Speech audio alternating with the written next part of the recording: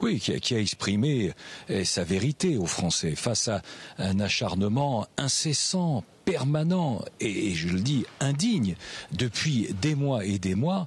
Il était utile, important, essentiel que Nicolas Sarkozy s'exprime et rappelle que dans notre droit il y a des notions importantes qui ne peuvent pas être bafouées comme elles l'ont été, qui sont la présomption d'innocence, l'impartialité des juges, le secret de l'instruction. Tout ceci a été bafoué depuis des semaines et des semaines.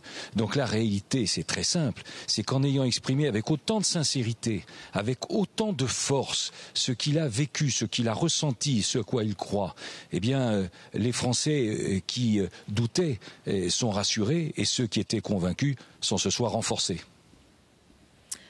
Monsieur Hortefeux, on a entendu Nicolas Sarkozy s'en prendre aux magistrats qui l'ont entendu, qui l'ont mis en examen tard dans la nuit, en particulier une femme, on peut la nommer, Claire Thépaut, du syndicat de la magistrature. Pour Nicolas Sarkozy, aujourd'hui, ça veut dire quoi? Que la justice n'est pas indépendante?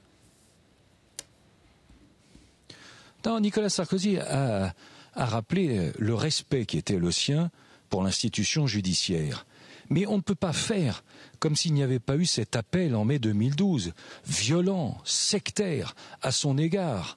Et on ne peut pas faire comme s'il n'y avait pas eu de texte publié dans une publication récente, l'appelant, le condamnant, le dénigrant systématiquement. Tout ceci existe. On ne peut pas faire comme si on devait oublier ce mur des cons sur lequel tous ceux qui exerçaient une responsabilité, qui exerçaient une parcelle d'autorité, sans oublier d'ailleurs les parents de victimes, le mur des cons du syndicat de la magistrature. Alors que je vous le rappelle, il n'y a pas eu un seul mot d'excuse, un seul mot de regret pour une telle attitude. Tout ceci ne peut pas être écarté d'un revers de main. Il était utile, il était sain, il était indispensable que cette parole ce soir s'exprime avec autant de force et de vigueur et de conviction.